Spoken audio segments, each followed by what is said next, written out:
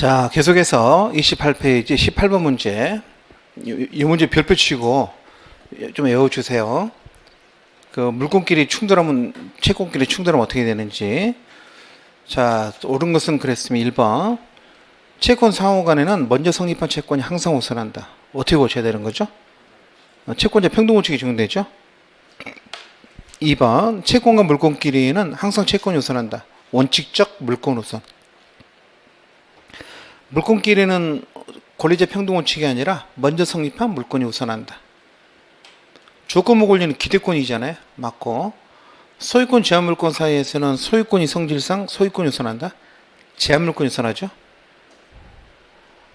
소유권자가 돈 받고 땅을 빌려줬는데 소유권자가 쓰면 안 되죠. 제한물권, 지상권자가 쓰는 거죠. 그래서 5번도 틀렸습니다. 올바른 건 4번이네요.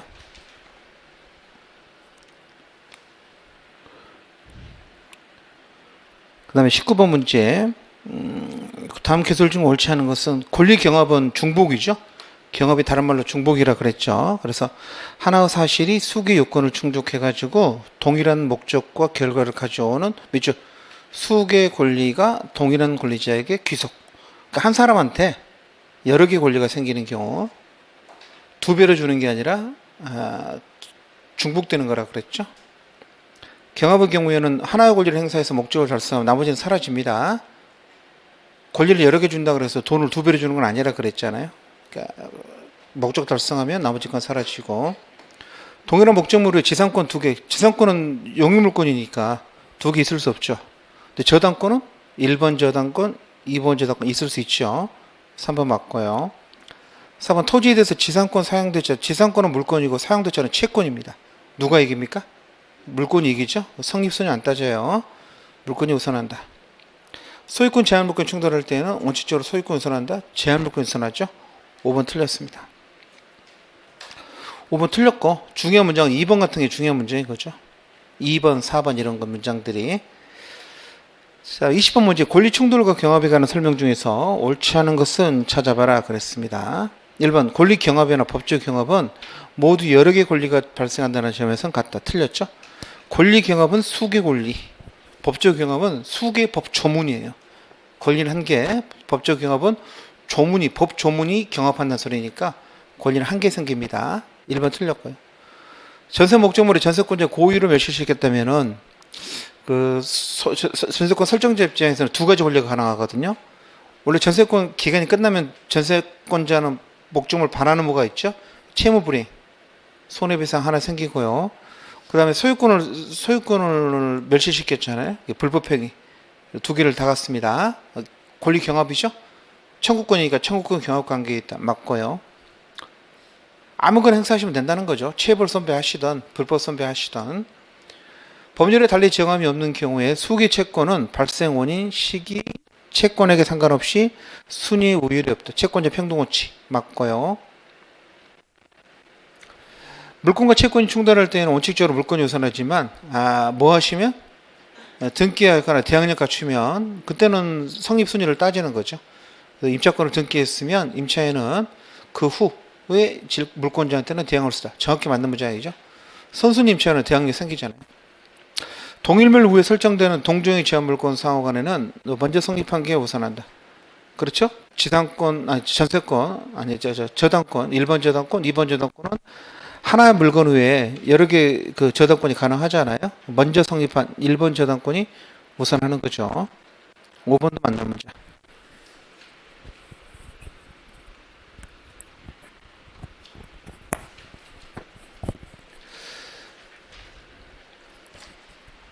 자, 다음 페이지. 시그니치가 권리내면 금지 원칙은 전부 다 판례입니다. 다 판례 공부하셔야 돼요. 하나씩 하나씩. 여기 없는 판례가 나올 수도 있는데 여기 있는 거 다 공부하시면 그것도 맞힐 수 있죠. 빼고 맞히면 되니까 소거법이라 그러죠. 이것저것 빼면 답이 나오니까. 자, 민법 2조는 신의 성실 원칙과 권리내면 금지 원칙을 규정하고 있다.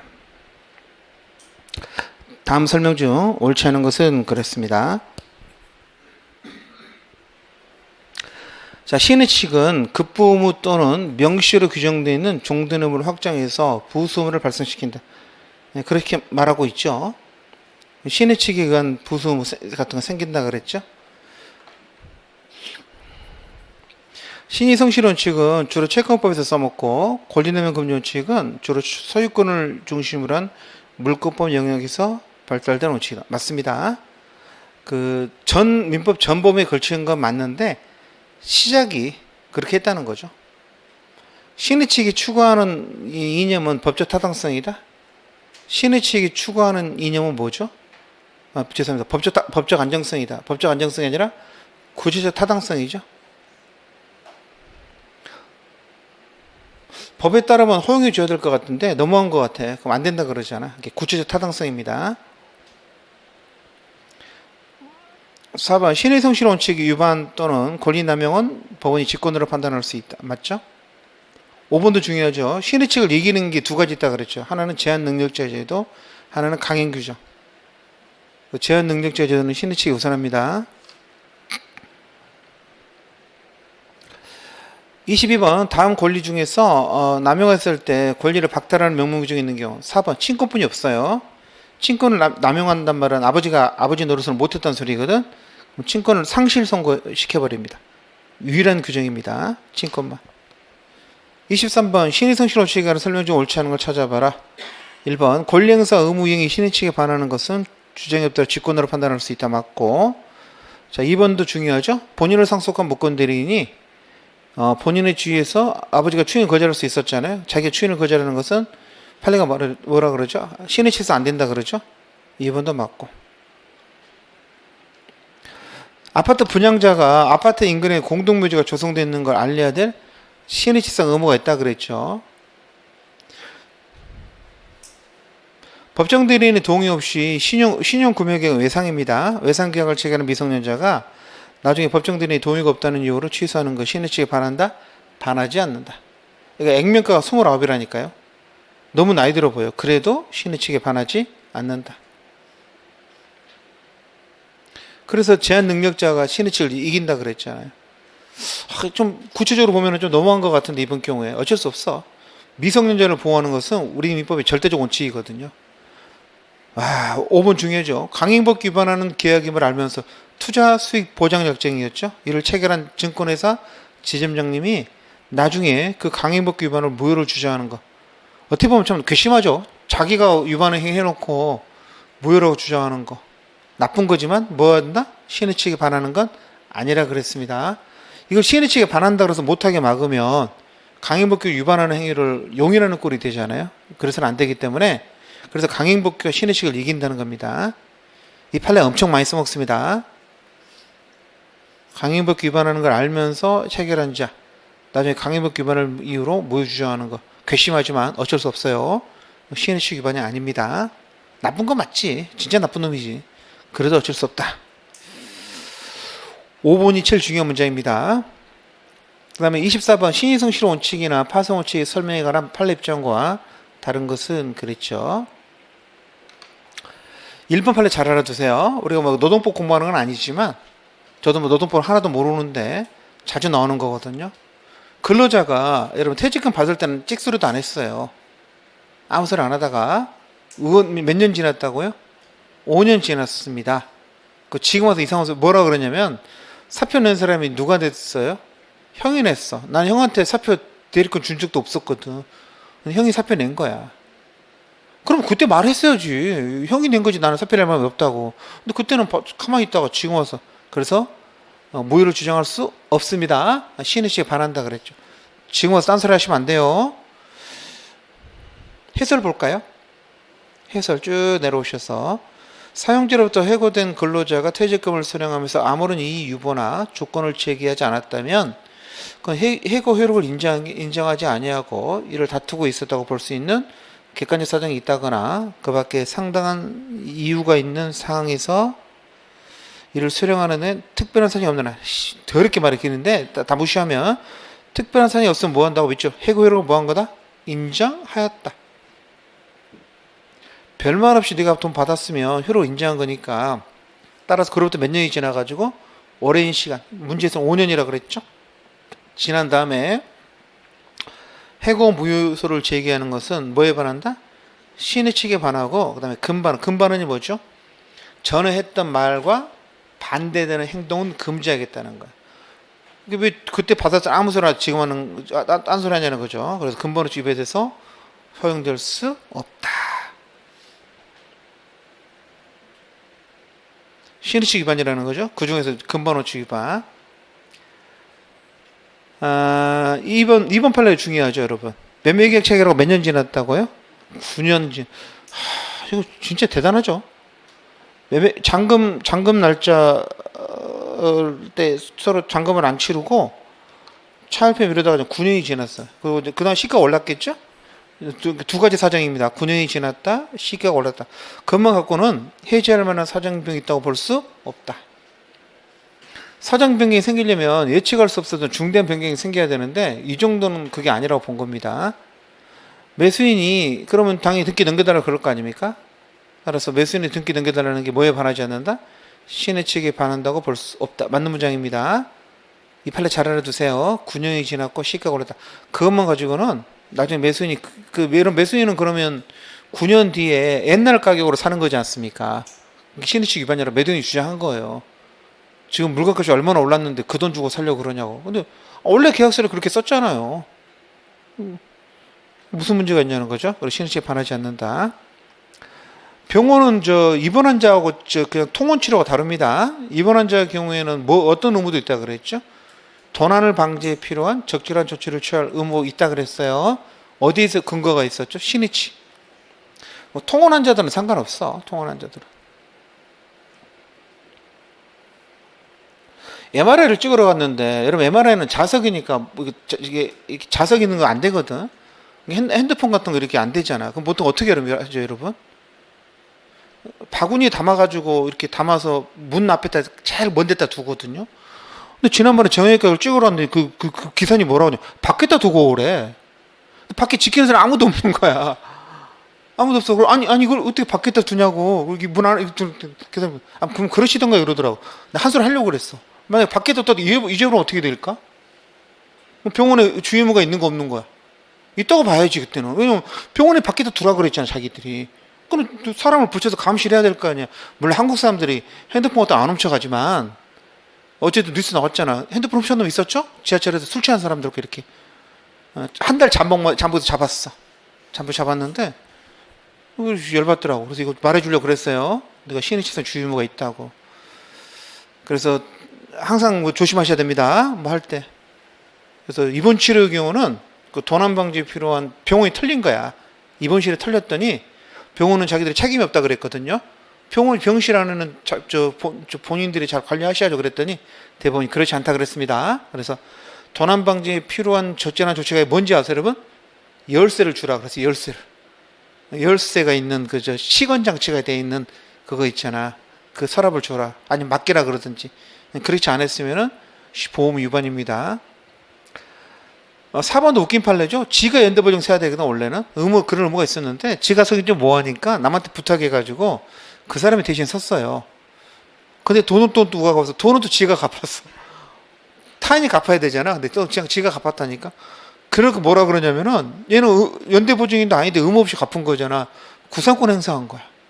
미친놈이죠? 원래 지가 사야 될 거라니까. 그리고 지가 대신 갚았으면 그냥 끝난 거잖아. 뭔 구상권 행사야. 그리고 심지어 대법원까지 싸웠다니까. 대법관이 너 미쳤냐? 그래서 시인의 측에 반한다. 희한한 사람들 많습니다.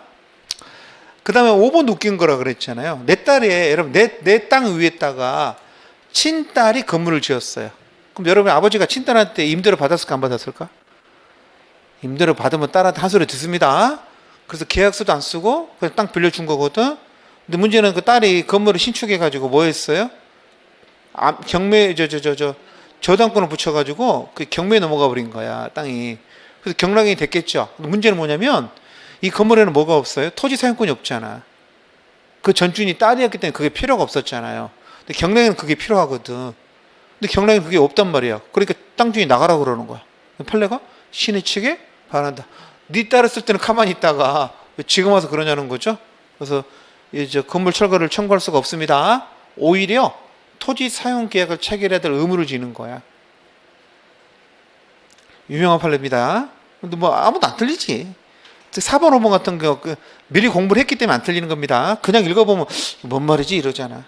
항상 판례는 먼저 공부가 돼 있어야 됩니다. 정답 1번. 넘기세요. 25번. 사정 변경 원칙에 관한 설명을 옳은 것은 그랬습니다. 여러분 이게 예전에 그 주택활세 시험 문제 그런 건데 좋은 문제였어요. 1번. 우리 민법에는요. 사정 변경 원칙에 입각한 일반 규정과 개별 규정이 없다. 어떨 것 같아? 일반 규정은 없어요.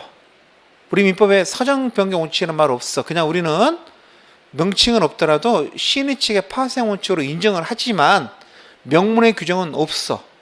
그런데 개별 규정은 엄청 많아. 무슨 증감, 청구 이런 것들이잖아. 다 그 백그라운드가 사정 변경이야. 그래서 교과서에 뭐라 그러냐면 일반 규정은 없지만 개별 규정은 많다 그래. 그럼 인정해 안 해요? 인정한다. 근거가 어디에 있어요? 시인의 측. 조문에는 없지만 근거를 시인의 측으로 봅니다. 2번 계약 당사자 일방이 내 잘못으로 이래서 사정변경이 생겼거든요.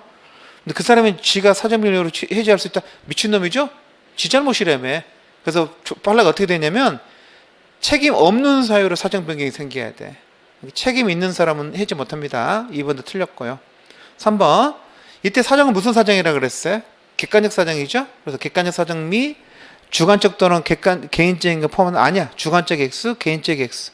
객관적 O. 주관적 사정은 포함 안 합니다. 4번 이서로 재직하다가 채무액과 변제기가 특정 동그라미, 확정 동그라미, 확정 보증 동그라미. 확정 보증이죠. 확정 보증은 해지 안 됩니다. 해지할 수 있다는 없다. 불확정 보증을 해지할 수 있는 거야. 확정 보증 해지 안 됩니다. 현저하게 변경된 사정이 계약 당시에 당사자가 예견할 수 있었대요. 그러면 해지할 수 없어요. 예견할 수 없었던 사정 변경이 생겨야 되는 거야.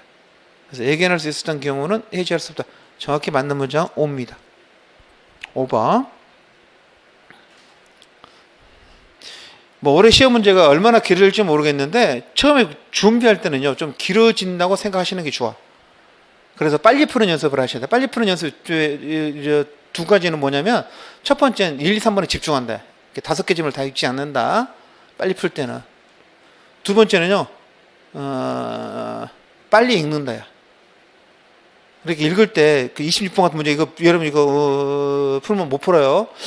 1번 틀린 거 소멸시효 완성 전에 채무자가 채권자에게 시효 중단적 불필요하게 했고 채권자도 신뢰했다면 채무자는 소멸시효 완성을 주장할 수 없다. 1번 맞고.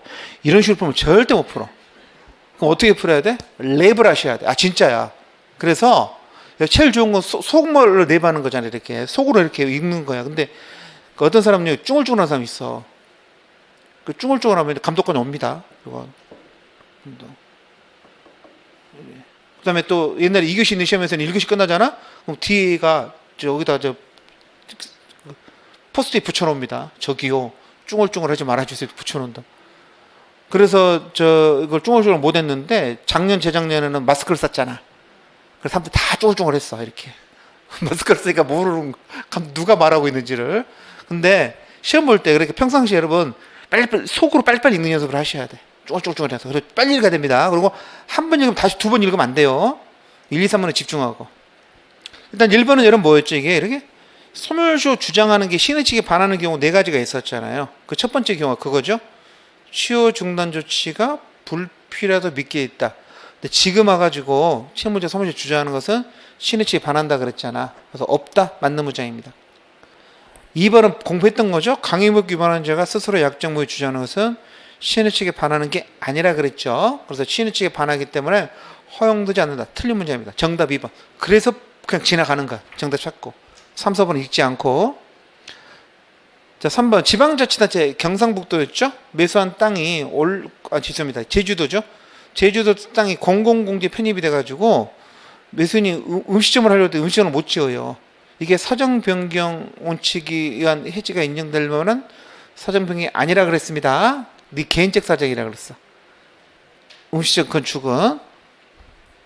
4번 채권자가 주채무자인 회사와 다른 주주들한테는 보증서나 소리 안 하면서 대표이사 처이면서 회사 감사에 있는 걔한테만 보증서라 그랬거든. 문제 없죠. 뭐 문제가 있어? 이게 회사 감사인데. 그래서 그건 신의칙에 반하지 않는다. 맞고. 종전 토지 소유자가 내 땅 위로 송전선이 지나가는데 13년간 권리행사 안 했거든. 근데 그 사장은 그 소지 소유권을 취득한 새로운 권리자가 실혼칙을 적용할 때 고려한다, 고려하지 않는다? 고려하지 않습니다. 앞 사람이 13년간 안 하고 내가 3년간 안 했어요. 그럼 장기간 권리행사가 아니죠. 왜냐면 3년만 따지니까. 고려한다, 아니라 고려하지 않는다. 중요한 문장이죠. 맨날 나와요. 나온 게 또 나오고, 나온 게 또 나오고. 자, 오른쪽에 시인의 성실을 취한 설명 중 틀린 것은 그랬습니다.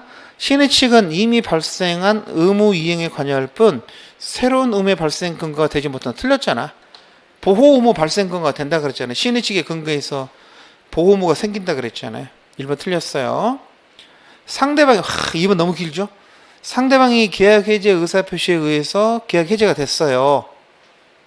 매수인이 중도금 안 내가지고 매도인 계약을 해제했거든요.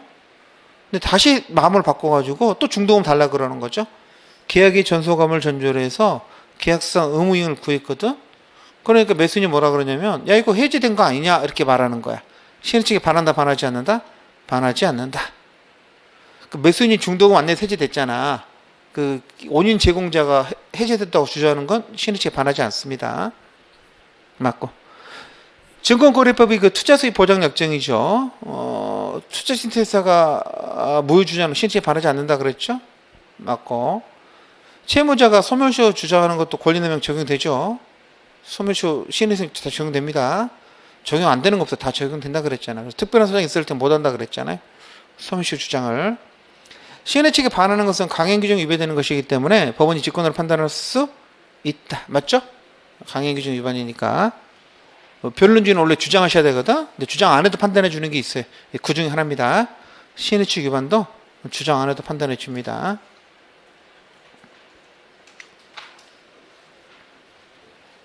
그래서 판사한테 굉장히 재량이 많죠. 그리고 요즘 판사님들은 이 승진에 욕심이 없어요. 20년 연금만 채우면 다 그만두려고 그러거든. 변호사는 게 훨씬 더 버니까. 그래서 그만두니까 승진에 욕심이 진짜 없어. 제 주위에 봐도 하나도 안 부러워해. 승진하는 것도 안 부러워하거든. 그러니까 근데 그게 안 좋은 게 뭐냐면 승진에 욕심이 있으면 조심하잖아. 재판할 때 다 고가 점수에 들어갔거든. 내 재판의 결과가 내가 결과 위에서 깨지잖아요. 고가 점수에 마이너스로 반영돼. 다 반영된다고. 그래서 조심하기 때문에 그 하급심 판사들이 굉장히 이렇게 조심했었어. 근데 승진에 욕심이 없다 보니까 그냥 막 개판인 거야. 나 어차피 그만둘 사람인데 뭐 그런 경우도 있어. 그래서 하급심 판례 보면 이상한 판례도 많이 나와. 돈 받고 판결을 했을 거라고 생각하지는 않는데 너무 짜증나는 판례들이 많습니다. 승진에 좀 욕심을 부리셔야 되는데. 이렇게 그래서 문제들 판례들 이런 거 이게 다 대법원 판례들이거든요. 알아두셔야 됩니다. 다 중요해요. 소멸시효 주장도 어떤 경우는 시인의 측이 적용된다 그러면 판사 마음이잖아. 이랬다 저랬다 할 거 아닙니까? 28번 신의성실 원칙에 관한 설명 중 틀린 것은 찾아봐라. 그래. 이것도 좋은 문제죠. 이거 1번 안에 풀어야 되는 게 미칠 노릇인데 1번 안에 푸셔야 됩니다. 빨리빨리 읽어서. 첫 번째, 여러분 취득시효는 우리 시험 범위가 아닌데 취득시효 완성한 다음에 이 사람이 모르고 권리 주장 안 하겠다고 각서를 써준 거예요. 내가 지금 나무 땅 깔고 앉아 있었거든요. 20년 지났어. 그러면 내가 지금 각서를 써줄 게 아니라 걔한테 땅을 등기를 넘겨달라고 그래야 되잖아. 근데 몰랐어. 취득시 완성된지를. 그냥 시골 땅 깔고 앉아 있었던 거지. 나중에 서울에서 조카가 내려와서 보니까 삼촌 이거 취득시 되는 것 같은데? 그래, 되냐? 그랬더니 근데 지난번에 각서 써줬다 이러는 겨. 그래서 이 사람이 뭐라 그래서 가가지고 아니 그 조카가 그러는데 이게 좀 취득시가 된대. 라고 주장하는 거 있잖아. 시인의 반할까 반하지 않을까 여러분? 이게 환장도 뭐냐면 여러분 보세요. 이게 모르고 각서 써준 게 이게 시효에게 포기야? 아니야. 포기는 알고 포기하셔야 되거든. 그러면 모르고 포기한 건 포기가 아니야. 그러면 그 사람이 그 다음에 시효를 주장하는 것은 금반환이 아니잖아. 포기한 적이 없는 사람이 주장하니 금반환이 아니거든. 맞아. 이 변호사 말이 맞아. 자기는 포기한 적이 없다는 걸 몰랐기 때문에 시효 완성된 걸. 이해되셨죠? 근데 대법원이 아니래. 신의 측에 반한대. 왜 그럴까? 원래 내 땅이 아니죠. 그러니까 소지소재가 유일하게 판결을 내려준 거야. 다 틀렸어. 처음에 나왔을 때 사법시인들 다 틀렸어. 이 판례가 있는지 몰랐던 사람들은 잘 알아두세요. 알고 주장하면 당연히 신의 측에 반하는데 모르고 주장 안 한 경우도 신의 측에 반한다 그랬습니다. 이거 상시와 어긋나는 판례야. 토지 소유자를 편을 대법원이 들어준 거야. 알고 한 게 시효의 폭인데 네가 모르고 한 걸 내가 부정하지는 않겠다. 그렇지만 그래도 신의 측 위반이다. 아니 왜 모르고 했지? 그냥 위반이다. 이렇게 짜증 납니다. 이거 취득시효 완성 주장했던 변호사는 진짜 열받았을 것 같아요. 법리적으로 말이 안 되는 소리예요. 신의 측 위반이라 그랬으니 알아두셔야 됩니다. 밑줄 치고 맞는 문장입니다. 신의 측 위반이니까 허용되지 않습니다. 자, 2번도 재밌어요, 여러분. 여튼 약관을 위한 계약을 하는데요. 거기에 뭐라고 되어 있냐면은 매매 계약이 이런저런 이유로 해제가 되면은 그 그게 채무를 불이행한 매수인을 때문에 해제한 매도인을 위해서 손해배상 예정을 미리 써놨어. 그러니까 나 해제가 되면은 손해배상 예정 1억 원 써놨는데 뭐는 없어요? 매수인을 위한 손해배상 규정은 없다는 거야. 왜 그럴까? 이 약관을 매도인이 만들었잖아. 매도인이 지가 약관을 일방적으로 만든 거니까. 매도인이 지 혼자 만들다 보니까 지한테 유리한 조항만 써놓고 매수인까지 안 써놨거든.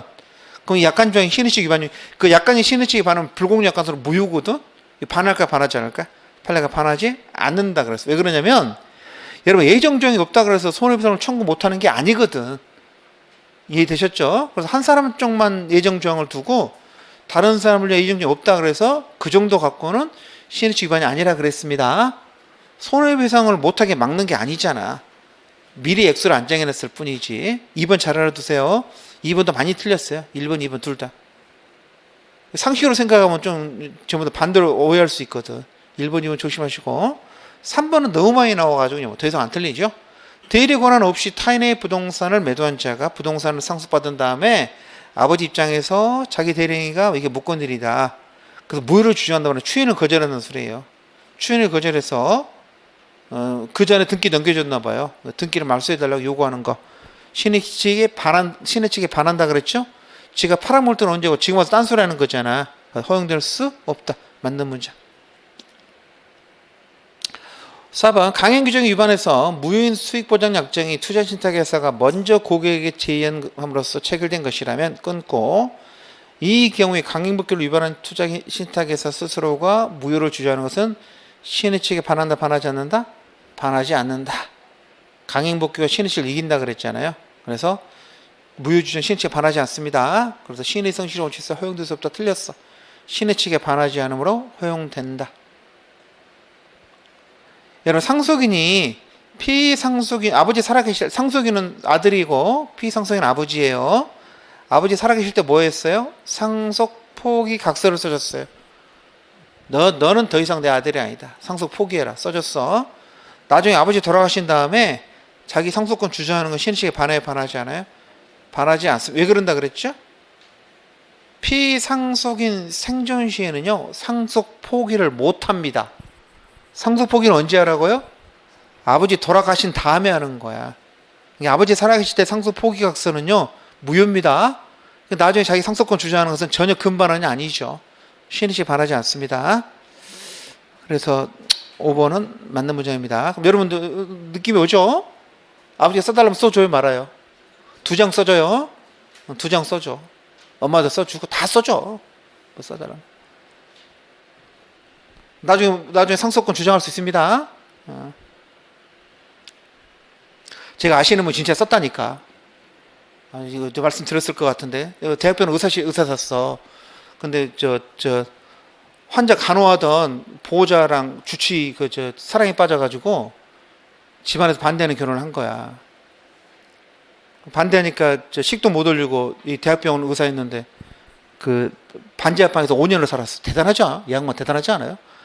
부모를 5년을 안 봤다니까. 얘가 태어났는데도 안 봤어. 시부모가 5년을 안 봤다니까. 그리고 5년 만에 본 거야. 5년 만에 용서해가지고 들어왔는데 그 시댁이 굉장히 부자거든요. 부잣집이었는데 근데 왜 용서를 안 했지? 서로 감정이 깊어졌냐면은 아버지가 각서를 쓰라 그랬어. 상속포의 각서를. 근데 얘 큰아들인데 큰아들이 각서를 써줬어. 그냥 알았다고. 내가 의사인데 이거 못 써주겠냐고 써줬다니까. 아버지가 열받아 버린 거야. 쓰라건 너 진짜로 쓰냐는 기요.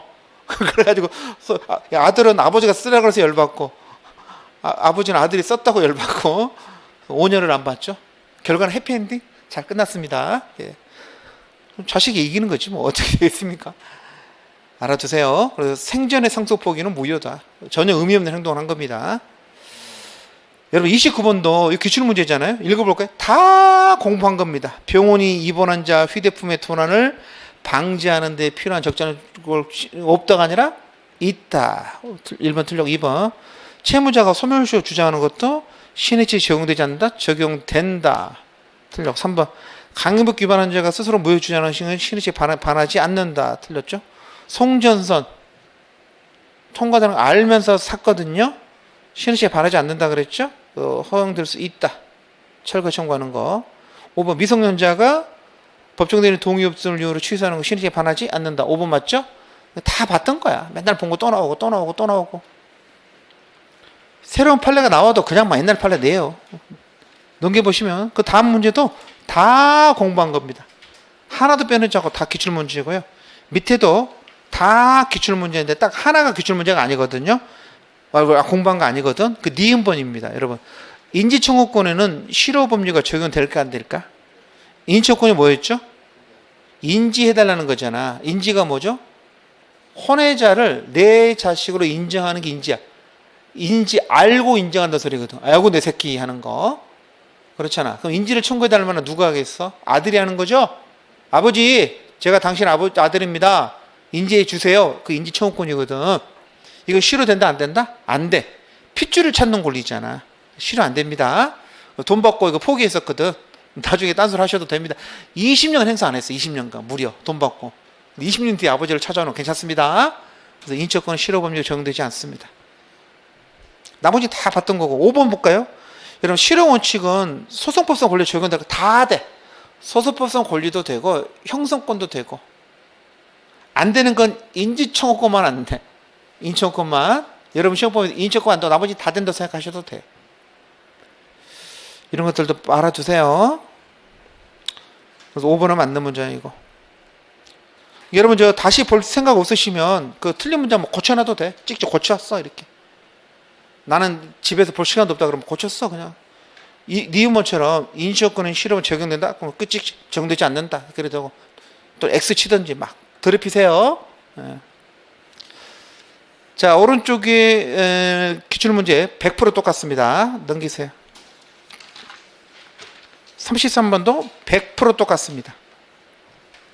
그렇죠? 근데 하나 할 게 있다. 그 2번 지문 봐볼까요? 2번 지문.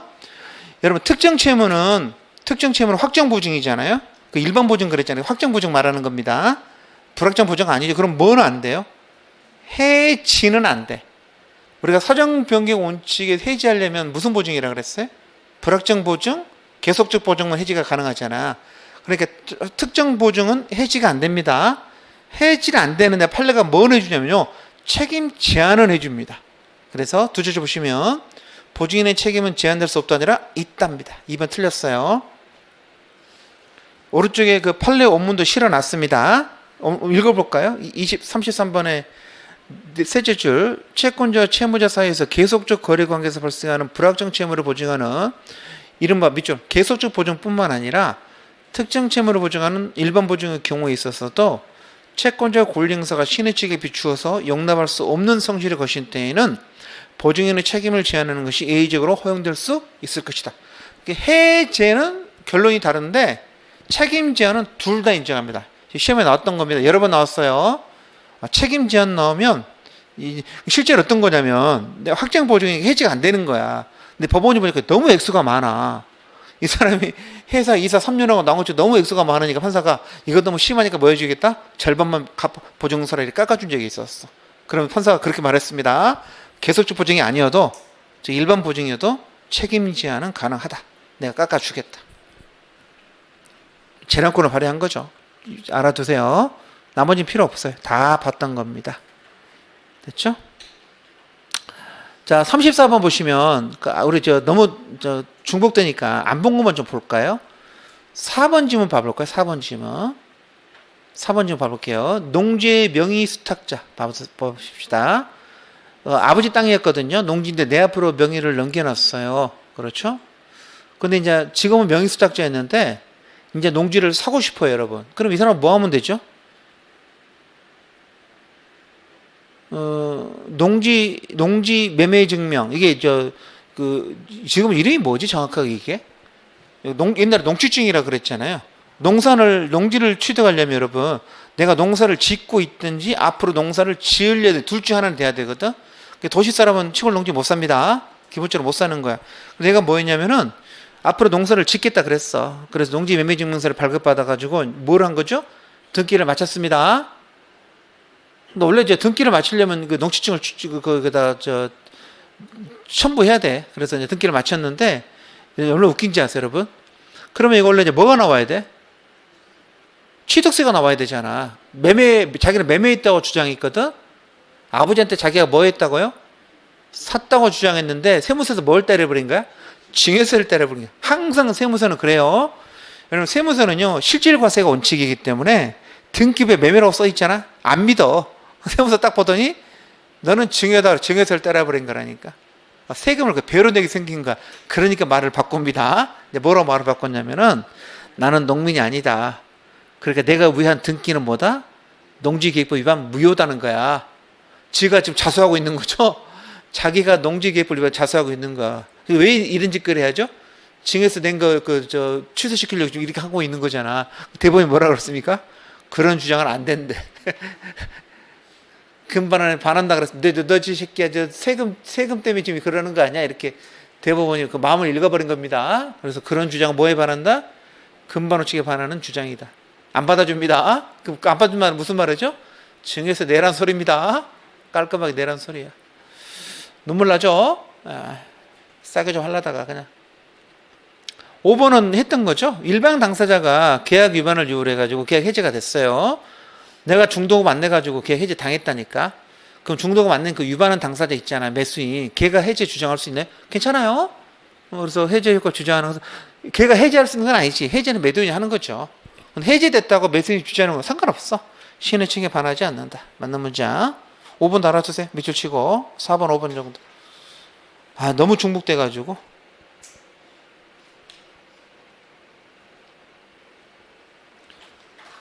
자, 36번 볼까요? 예전 사법시험 문제입니다. 사법시험 2019년도인가 뭐 그때 나왔던 문제인데 좀 쉬웠던 문제였어요. 보통 사법시험은 이 박스 안에 5개 정도 들어가는데 3개뿐이 안 들어갔죠. 신의성실 원칙에 관한 기술 중 옳은 것하고 옳지 않은 걸 바르게 표시하라 그랬죠. OS 짝짓기 해보라는 거죠. 3개니까 금방 할 수 있겠네요. 첫 번째, 계약 성립 후 현저한 사정 변경이 발생했고 그 사정 변경이 해제권을 취득하는 당사자에게 어떤 사유로? 책임 없는 사유. 잘 보셔야 됩니다. 없는 사유로 생겨야 돼요. 여기까지는 맞고, 계약 내용도 구속을 인정한다면 신의 측이 현재에 반하는 결과가 생기는 경우에 사정 변경으로 인한 계약이 인정이 되는데 끊고, 여기서 사정은 어떤 사정이다? 주관적 사정도 포함한다? X. 계약에 기초가 됐던 객관적 사정만 의미한다 그랬죠? 틀렸습니다. 2번, 동생 아파트에 거주하고 있는 채무자 갑이 아파트를 담보로 저축은행 원로부터 대출을 받으면서 을에게 자신은 임차인이 아니고 아파트에 관해서는 일체의 아파트를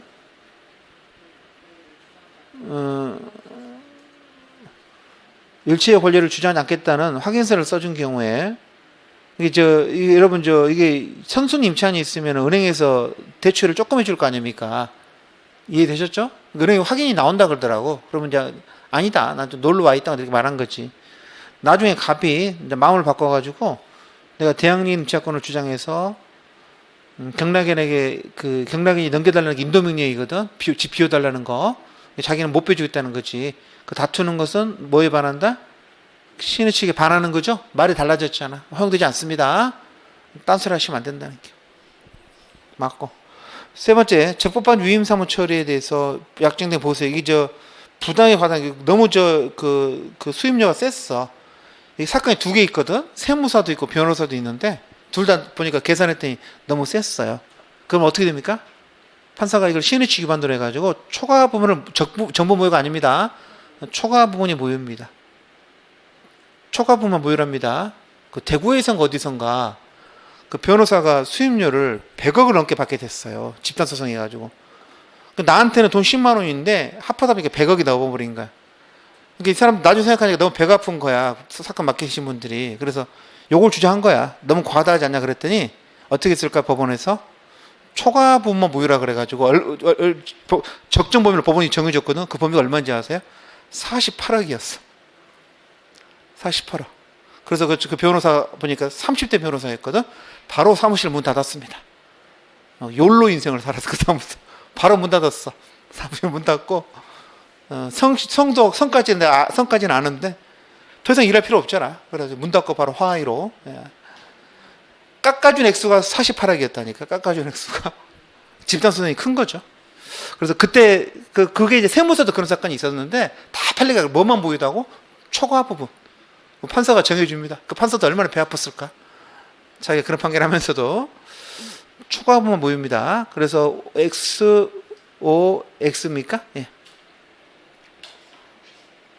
여러분 저 문제 읽으면서 보셨겠지만 니은처럼 최근에 문제 트렌드는요 줄여 쓰지 않는 겁니다. 판례를 줄여 쓰지 않는 거니까 빨리 읽으셔야 됩니다. 드륵드륵 읽으셔야 돼. 그 다음에 37번 시인의 취익과 권리는 근용 취익에 관한 설명 중 틀린 것은 그랬죠. 자 1번 신의성취론 취익은 제한 능력자의 제도에 우선하다. 틀렸죠? 제한 능력자 제도가 세다 그랬죠. 그래서 1번 틀렸습니다. 1번이 정답이면 고맙죠. 2번 시인의 취익을 추구하는 이념은 구제적 타당성이 아니라 구제적 타당성이다. 맞죠? 법적 안정성이 아니라 구제적 타당성 맞고 3번도 중요하죠. 권리남용 여부를 판단할 때 통수는 뭘로 판단하라 그랬죠? 객관적으로. 가해 의사나 가해 목적이 주관적 요건이거든. 그럼 필요 없다 그럽니다. 판례는요 필요하다 그래요. 필요한데 3번 4번 묶어서 알아두세요. 필요하긴 한데 권리자가 객관 정당한 이익을 계류한 권리행사로 보여지는 객관적 사정에서 뭐 할 수 있다? 추인할 수 있다. 추인은 추정이에요. 추정. 추정이라고 써야 될 때 가끔 판례가 추인이라고 쓸 때가 있어. 주관 조건이 필요하긴 한데 너무 심하면은 추정해 주겠다는 거죠. 5번 5번 진짜 중요한 문제 별표.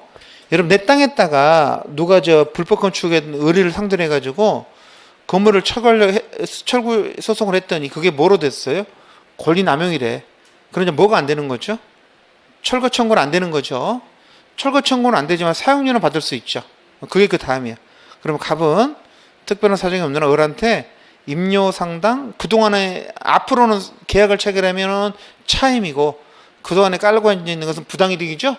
반환 청구해서 정확히 맞는 문장입니다. 철거 청구가 권리 남용이라는 소리지 돈은 받을 수 있어요. 다 봤던 것들이고요. 38번 시인의 취에 관해서 판례 태도와 다른 것은 1번 판례가 대전 백화점 사건이라 그랬죠. 대전 백화점이 부도나 가지고 백화점이 발행한 약속금 가치가 현저하게 하락된 사정이거든요. 근데 내가 지금 백화점한테 돈 줄 게 있어요. 주기 싫은 거야. 그래서 어떻게 했어요? 그 채권을 사가지고 상기 처리한 거죠. 그래서 백화점이 발행한 약속금을 예를 들어서 여러분 내가 백화점의 빚이 1억인데 이 채권이 1억짜리거든. 근데 4천만 원을 샀어요. 40% 주고 샀어. 그럼 얘는 어떤 꼴이 생기는 거죠? 상기 처리하면 4천만 원 갖고 1억 원 빚을 턴 꼴이 되잖아. 그럼 백화점은 더 가난해질 거 아닙니까? 판사가 뭐라 그랬어요? 시인의 취에 반한다 그랬어. 하지 마라 그랬고 심지어 뭐도 필요 없다 그러냐면 주관적 요건도 필요 없다 그랬어. 이게 상계권을 제도를 둔 취지에 반한다 그래서 권리남용으로 인정했습니다. 유명한 판례입니다. 2번도 잘 알아두세요. 그대가 중도금 안 내가지고 해제를 당할 처지에 취한 게 벌써 1년 4개월 전입니다. 지금 이 매도인 뭐 하고 있는겨? 빨리 뭐 하셔야 돼? 해제 하셔야 되잖아. 근데 안 했습니다. 안 하고 있다가 오히려 매매계약이 여전히 유효랑을 전제해가지고 뭐 해달라 그랬어요? 다시 중도금 달라고 최고했다니까요. 상대방이 그럼 상대방이 뭐라 생각했을까? 아, 걔가 해제권은 행사 안 할 모양이구나 또 믿었거든. 그래서 중동은 준비했을 때 또 다시 뭐라 그랬어? 또 해제권 행사. 변덕이 줄긋이 하고 있던 거죠. 에? 참았다 했다 안 했다 막 하고 있는 거잖아. 여러분이 메시지 굉장히 짜증나겠죠? 그럼 신의 측에 반해서 허용된다 안 된다? 안 돼. 계속 말 바꾸고 있는 거지 않습니까? 안 됩니다. 그래서 앞에 생긴 해제권은요 더 이상 행사 못 합니다. 이번 잘 알아두세요. 3번. 아, 이거 중요하죠. 여러분이 국가한테 내는 그 세금 같은 거 되게 소멸시효가 5년이거든. 그럼 여러분이 같으면 예를 들어서 5년 지나면 당연히 소멸시효 하겠죠. 근데 거꾸로 국가가 여러분한테 돈 줄 게 있어요. 이제 손실보상 같은 걸 줘야 되는데 여러분이 여러 이유로 돈을 못 받아낸 거야.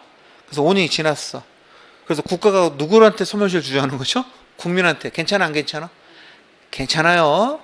국가도 돈 없어요. 국가가 항상 돈 있는 거 아니야. 그래서 이 국가는 국민을 보호할 의무가 있기 때문에 국가가 국민을 상대로 소멸시효를 주장하는 것은 시민의 측에 반한다? 거짓말. 아니야. 반하지 않는다 그랬어. 국민이 그렇게 주장한 거야. 국가가는 국민을 보호할 의무가 있는데 어떻게 국가가 국민한테 소멸시효를 주장하냐. 돈 띄어먹겠다는 거잖아. 어떻게 그럴 수 있냐 그랬더니 대법원이 뭐라 그랬다? 국가도 돈이 없다. 네 생각과 다르다. 그래서 국가도 소멸시효 주장할 수 있습니다. 이거 원칙이야. 그래 또 예의를 또 인정하죠. 또 못하게 하는 경우 또 인정하고 그러는데 원칙적으로는 국가도 소멸시효 주장할 수 있어요. 국가가 소멸시효 주장하는 건 권리남용 아닙니다. 시민의 측에 반하지 않습니다. 토지 소유자가 점유주한테 부당이득 반환 청구권을 장기간 행사 안 하고 있었대요. 그것만 가지고 권리가 실효됩니까? 아니야. 왜 그런다? 실효가 되려면 장기간 불행사가 하나의 요건이고 또 요건이 필요하죠. 상대방의 정당한 사유가 필요하거든. 아, 이제 권리 행사 안 하겠구나 이런 거. 이것은 권리 행사 안 했다는 것은 요건이 하나뿐이 안 되잖아. 이게 하나의 요건만 갖고는 실효되지 않습니다. 조심하세요. 4번도 맞는 문장. 5번 해제권 실효원칙 적용된다 그랬죠? 모두 소송법상 권리도 되고 형성권도 돼. 다 돼. 인지청구만 안 된다 그랬잖아.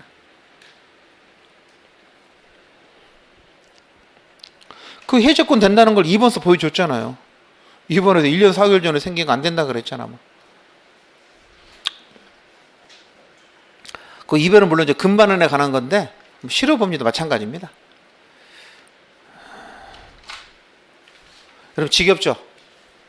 문제 푸는 거 지겨워. 왜냐하면 내가 능동적으로 풀어야 안 지겨운데 선생님이 풀면은 내가 지겨워. 내 머리는 돌지도 않고 멍 이러고 있다고. 좀 알면은 따라갈 수가 있는데 처음에 할 때는 굉장히 힘들지. 민법을 모르면. 저는 좀 천천히 읽는다 생각하지만 굉장히 빨리 읽는다 느껴질 거면 나는 이걸 300번 했기 때문에 문장이 한꺼번에 확 보인다고 천천히. 여러분 안 보이잖아. 아, 그래 원래. 근데 객관식 문제를 하는 이유는 뭐냐면 내가 어떻게 문제를 푸는가를 보는 거야. 논리를. 답을 맞추는 게 중요한 게 아니라 어디가 틀렸는가를 확인하고 그러면 들어두면 돼. 이렇게 들어두면 그게 도움이 됩니다. 나중에 이제 이게 집에 한번 복습하시고 그러면 8조 금방 가요. 그러고 나서 5월 달에 그 모의고사 보잖아. 거기서 결론이 나오는 거야. 거기서. 그래서 지루한 객관식 문제 풀이 강의를 듣는 겁니다. 꼭 참고 들으세요. 예. 이게 너무 완벽하게 다 하려고 좀 하고 듣다가 하나씩만 체크하시면 돼. 하나씩. 아는 거 나오더라도 좀 동그랗게 해보고. 아는 것도 반복 안 하면 틀립니다. 모르는 것만 틀릴 것 같죠? 안 그래요. 아는 거 실수로 많이 틀려요. 39번 기출문제 필요 없고 다 똑같습니다. 밑에 40번도요. 100% 똑같습니다. 근데 5번 지문을 보셔야 돼. 이게 이제 요즘에 최근에 트렌드인데 물론 이제 지난번에도 열심히 봤지만 5번 잘 볼게요. 40번, 5번을 읽어보겠습니다, 여러분. 어떤 문장이 볼게요. 옳지 않은 거 찾아라 그랬는데 일단 40번, 5번은 맞는 문장이거든요. 왜 맞는가 봅시다. 채권자가 유효하게 성립한 계약에 따른 급부이행을 청구하는 경우에 법원이 시인의 측을 들어가지고 그 대금을 깎아주는 거야. 된다, 안 된다? 그러면 공선주의입니다. 가격을 왜 법원이 정해요? 서로 정해야지. 이해되시죠? 어떤 사건이라 그랬어요? 여러분 제가 한전인데요. 이 친구가 전기요금을 그동안 잘못 부과가 됐어. 계산을 잘못해가지고. 나중에 직원이 그걸 알게 돼가지고 그 회사 측에다가 정기요금을 더 내라고 청구서를 보낸 거야. 한전은 잘했죠. 그게 그 첫 번째 나와 있는 유효하게 성립한 계약에 따른 급부응을 청구하는 거야. 한전이 제대로 된 계산하면은 그 법에 몇 년에 다시 받아낼 수 있거든. 그 직원이 인사이동이 되면서 새로운 직원이 와가지고 괜히 과거 들추다가 발견이 된 거야. 그럴 때 많이 있잖아. 왜 이렇게 부과가 됐지? 그래가지고 다시 계산한 거야, 이렇게. 그래가지고 연락이 왔는데 액수가 다 돈 1,000만 원 된 거야. 그러면 솔직히 소비자 입장에서는 열받잖아. 그동안은 싸게 써서 좋았는데 갑자기 돈 왕창 내는 게 열받잖아. 그래서 아니 어떻게 이렇게 목돈 한꺼번에 내라 그러냐고. 너무 심하니까 좀 깎아달라 그랬거든. 대법 판사가 내가 생각해도 그래도 절반을 깎아줘. 이해되죠? 고등업 설고 절반을 깎아줬다니까. 너무 심하다고. 대법원 판사가 벙찐 거. 네가 뭔데 깎아주냐는 거야. 네 돈 주는 거 아니잖아 지금. 그래서 그렇게 하면 안 된다 그랬습니다. 포인트는 그거면 유효하게 성립한 계약에 따른 급부형은 아무 문제 없는 거잖아. 근데 그걸 어떻게 쉬는 시간으로 깎아주냐는 거예요. 한전이 잘못한 게 없는데. 그래서 안 된다 그랬어. 알아두세요. 그 오른쪽에 그 사실관계는 안 실어놓고 그 판례 그 요지만 좀 실어놨습니다. 중요한 겁니다. 또 나옵니다. 자, 오른쪽 41번. 권리남용 요건에 관한 기술 중 옳지 않은 것은 그랬습니다. 자, 1번. 권리남용 요건으로서 권리행사 목적이 오직 상대방에게 고통을 주고 손해를 입히려는 주관적 이걸 가해 의사 또는 가해 목적이라 그래요. 이런 걸 그 판례는 그게 필요하다 그랬죠. 그 다음에 권리행사와 사회질서에 반한다. 그 객관적 요건이죠. 둘 다 필요합니다. 그 문제의 가로안은 뭐라고 되어 있습니까? 다툼 있으면 뭐에 따르라고? 판례에 따르라고. 통설은 주관적 요건이 필요 없다 그래. 가해의사 가해 목적 필요 없는데 판례는 둘 다 필요하다 그러니까 1번은 맞는 문제입니다. 2번도 판례죠. 주관적 요건은 정당한 이익을 결여한 권리행사로 보여지는 객관적 사정에서 뭐 할 수 있다? 추인될 수 있다. 맞는 문장. 자, 3번 중요합니다. 권리행사자가 얻는 이득은 조금 해요. 근데 상대방이 입을 손해가 현저히 많아. 근데 그러면 물론 이 권리남용 판단할 때 고려는 되겠지만 그거 하나만 가지고는 권리남용이 된다 안 된다? 안 됩니다. 권리남용이 되려면 주관 조건도 필요하다 그랬잖아. 이거 하나만 갖고는 안 돼. 그래서 그 사자만 갖고는 안 된다. 된다 틀렸어. 판례가 안 된다 그랬어. 그것만 보지 말고 주관적 요건, 객관적 요건 둘 다 보라 그랬어. 4번 재밌죠? 나대지란 말은 무슨 말입니까? 건물이 없이 비어있는 땅이거든. 거기에 저당권이 설정돼서 그게 실행이 됐어요. 그러면 값어치가 높겠죠. 땅 위에 건물이 없으니까. 근데 지금 땅 위에 뭐가 지어지고 있어요? 건물이 지어지고 있어요. 여러분 내가 그걸 알면서 뭐 있습니까? 경락 받았거든? 그러면 경락 받은 사람이 건물을 철거해가라고 청구하는 건 신의식에 반할까 반하지 않을까? 반하지 않아? 얘는 포인트는 뭐냐면 나대지인데 거기다 건물을 지은 놈이 미친놈이야. 여러분 나대지에 저당권이 설정되는데 거기다 건물을 지으면 안 돼. 왜? 법정 지상권이 안 되거든. 여러분 이게 실제로 요거 옛날 판례는 최근에도 이게 최근은 아니고 몇 년 전에 부산서 그랬어. 70억 했어 건물에 여러분. 얼마 웃긴지 아세요? 부산에서 지금 사건이 하고 있는데 그때 70억이 돈이 투입됐어. 여기까지 투입됐거든 이제. 그래서 이 건물을 지은 사람은 판사님 이거 건물 헐 수가 없습니다. 너무 돈이 많이 들었으니까 헐 수 없으니까 이걸 법정 지상권 인정해달라 그랬더니 안 되는 거야. 법정 지상권은 처음에 나대지 그 저당 들어가면 이 법정 지상권 안 되는 게 기본적으로 이게 안 된다 그랬는데 얼마나 웃긴지 아세요 이게? 대법원 올라갈 때는 되니까 돈이 80억이 됐어. 돈이 10억을 더 투자한 거야. 여기서 졌다니까. 졌는데 변호사가 뭐라 그런지 모르겠는데 계속 변호사가 이긴다고 자신낸다. 계속 돈이 투입이 되는 거기다. 그래서 얼마가 됐다고? 80억이 됐다니까. 이게 이렇게 생각한 거야. 돈이 많이 투입되면 대법관들이 헐라는 말을 못할 것이다. 뭔가 살 길을 찾아줄 것이다 라고 해서 계속 돈이 투입이 된 거야. 법정 시행 안 되는데도 불구하고 대법원이 뭐라 하는지 아세요? 대법원 뭐라 그랬을 것 같아요 여러분? 철거라 그랬어. 이제 지금 짓고 있는데 철거라 그랬다니까? 그렇게 막 피고주고 아니 법관이 80억이 됐더니 80억이든 말든 철거해라. 철거해라. 하면 안 되잖아. 안 내려도 왜 하고 있냐고. 신의식에 반하지 않습니다. 철거를 주장하는 게 뭐에 반하지 않는다? 신의식에 반하지 않아. 철거라 그랬어. 신의식 위반이 아니라 그랬다니까. 이해되셨죠? 그래서 나대지에 설정된 저당권 실행 경무 절차에서 나대시 실현된 지어당권 실현된 그 위에 있는 나중에 건물을 지으면 법정 신속은 안 됩니다. 법정 신속을 제가 강의는 안 하겠지만 안 되는 거야. 근데 거기다 돈을 들여가지고 건물이 신축 중이었다니까. 그 이 사람을 알면서 얘네 왜 샀을까? 법정 신속 안 되는 걸 아니까 사는 거지. 안 되니까 저 철거 청구 가능하니까 사는 거야. 이해되셨죠? 그리고 나중에 철거를 구하는 것은 권리내명도 아니고 신축 기반도 아니에요. 여러분 결론 어떻게 났을 것 같아? 철거할까 안 할까? 그럼 어떻게? 그렇지. 싸게 팔고 나가는 거야. 그걸 노리는 거야, 토지 소유자. 철거해야 되는데 철거하면 더 철거 비용 또 나오죠? 그러면 가갖고 아이고 우리 어떻게 철거해? 20억에 살게 내가 이렇게 되는 거지. 이해되셨죠? 근데 교대선가? 와 대단하더라고. 지금도 인터넷에 있는지 모르겠는데 이게 지금 땅이 좀 달라서 땅 주인이 철거로 판결에 나왔거든요. 진짜로 절반을 철거했어. 이렇게. 그래서 건물이 이게 어떻게 가능합니까? 벽에 뚫려 있다니까. 그게 그 나온 거지. 철거대가 그 보여준 사진을 보여줬는데 이 건물이 진짜 절반을 철거했다니까. 와. 팔고 나갈 줄 알았더니 그 양반 돈이 많아. 그렇게는 못하지? 철거해버린 거야. 그래가지고 요 건물이 절반이 떨어져가지고 벽이 다 드러난 그 사진이 하나 있었거든. 나 보고 진짜 충격받았어. 이렇게 우리가 이렇게 팔고 나갈 거라 생각하잖아. 철거해버렸어, 진짜로. 알아두세요. 재밌는 사건이었습니다. 그래서 신의식 위반 아닙니다. 5번은 맨날 봤던 거잖아. 피상속인 생존 시에 상속 포기하는 거 괜찮아요. 나중에 주장하는 거 신의식 위반 아니라 그랬죠. 권리 내용도 아니고. 그 3번 지문 잘 알아두시고요. 4번 처음 나와서 좀 알아두시고. 맨날 팔랍니다. 볼까요? 42번 좀 풀어볼게요. 기출문제인데. 하나 1번 봐볼게요, 여러분. 여러분 판결이 확정이 됐어요. 그래서 예를 들어서 판결이 확정이 돼가지고 내가 건물을 철거하라는 판결을 받았다 그럽시다. 그러면 집행할 수 있죠. 집행 들어올 거 아니야. 근데 솔직히 뭐냐면 난 억울해. 여러분 재판은 억울해도 집니다. 입증을 못하면 지는 거잖아. 난 억울하다니까. 그럼 뭐 할 수 있냐면 집행법에서 청구 이의에서 뭐 그런 것들이 있어서 다툴 수가 있거든. 근데 강집행 들어오는 거야. 그래서 얘가 뭐라고 주냐면은 이 판결이 잘못된 판결이니까 그걸 집행하는 건 뭐 권리 남용으로 주장한 거야. 판사가 보니까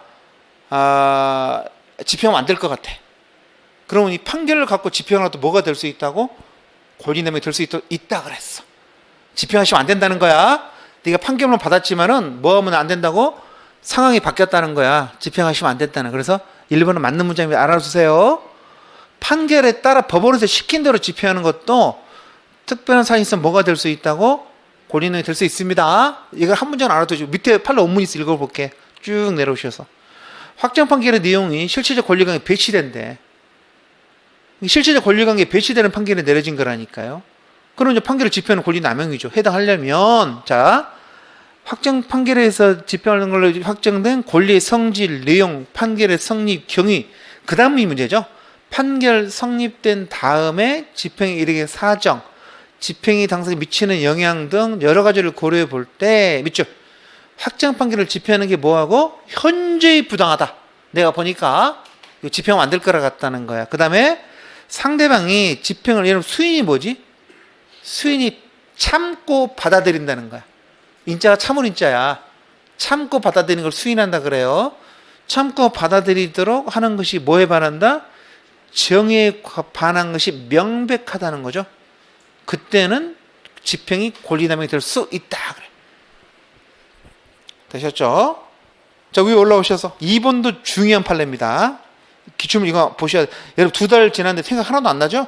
2번 판례 굉장히 중요해요. 내가 지금 동시 이행 항변권을 행사할 수가 있어요. 그럼 동시 항변 주장하는 권리남용이 아니겠죠? 근데 판사가 뭐라 그러냐면 가만히 보니까 네가 동시 항변권이라는 것은 상대방이 이행했을 때까지 내 채무를 거절하는 거잖아. 거꾸로 말하면 상대방이 이행을 하면 내 채무 네가 하겠다는 소리잖아요. 근데 가만히 보니까 네가 지금 네 채무를 이행할 생각이 없는 것 같아. 그래서 네 채무 이행을 회피하려고 이거 하는 것 같다는 거야. 이걸 남용으로 봤어. 그럼 뭐가 될 수 있다? 권리인 될 수 있다는 게 판례 입장이야. 근데 제가 보기에는 이 판례도 판사가 너무 재량권 행사한 것 같아요. 쭉 내려와 볼게요. 2번 볼까요? 쭉 내려오셔서 해설에 일반적으로 동시행 관계가 인정되는 경우에는 그러한 항변권을 행사하는 저 상대방이 동시항변권의 의무를 이행하기 위해서 과다한 비용을 소요되거나 또는 그 의무 이행이 실제적으로 어려운 반면에 이게 이제 어려운데 그걸 자꾸 해달라 그러는 거야. 그 의무 이행으로 인해서 항도가 이득은 별로 없대요. 그럼 결국은 네가 항변권을 행사하는 것은 상대방한테 이행을 받고자 하는 게 아니라 네 것만 안 하려고 그런 거 아니야. 그렇게 보여진다는 거지. 그때는 뭐다? 권리 남용이다. 그래서 항변권을 받아줄 수가 없다 그랬어요. 와, 근데 너무 한쪽 편을 든 것 같다는 느낌도 들어. 여러분 이걸 어떻게 판단해? 이득은 크지 않고 자기 완전 관심법이잖아. 그걸 어떻게 판단하냐는 거야. 웃긴 건 이게 92년 판례거든요. 아주 옛날 판례인데 90년대, 2000년대는 시험에 나오지도 않았어. 나오지도 않다가 이 최근에 시험에 나와.